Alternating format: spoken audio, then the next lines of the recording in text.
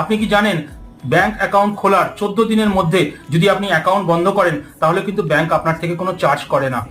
Bank account খোলার 1 বছর পরে যদি আপনি বন্ধ করেন তাহলেও কিন্তু ব্যাংক কোনো চার্জ করে না। কিন্তু এই 14 দিন থেকে 1 বছরের মধ্যে যদি আপনি আপনার অ্যাকাউন্ট ক্লোজ করতে যান তাহলে কিন্তু ব্যাংক চার্জ কাটে। কত চার্জ কাটে? 500 টাকা প্লাস জিএসটি। এটা কিন্তু আপনার জানা উচিত ব্যাংক অ্যাকাউন্ট ক্লোজ করার আগে। আরো একটা জিনিস বন্ধুরা, একটা অ্যাকাউন্ট যখন খোলে প্রত্যেকটা কাস্টমারের একটা করে সিআইএফ আইডি তৈরি হয়, মানে কাস্টমার আইডেন্টিফিকেশন নাম্বার তৈরি হয়। সুতরাং ওই নাম্বারটা কিন্তু আপনার থেকেই যায়। যদি আপনি ভালো করে অ্যাকাউন্টটা ক্লোজ না করেন তাহলে কিন্তু ওই সিআইএফ আইডির এগেনস্টে এই জিনিসগুলো কিন্তু পেন্ডিং থেকে যাবে। সুতরাং আপনার সিআইএফটা পুরোপুরি ক্লোজ হওয়া খুব দরকার।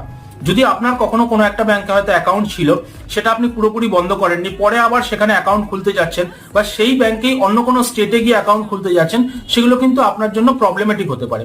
সুতরাং ব্যাংক অ্যাকাউন্ট ফেলে রাখবেন না।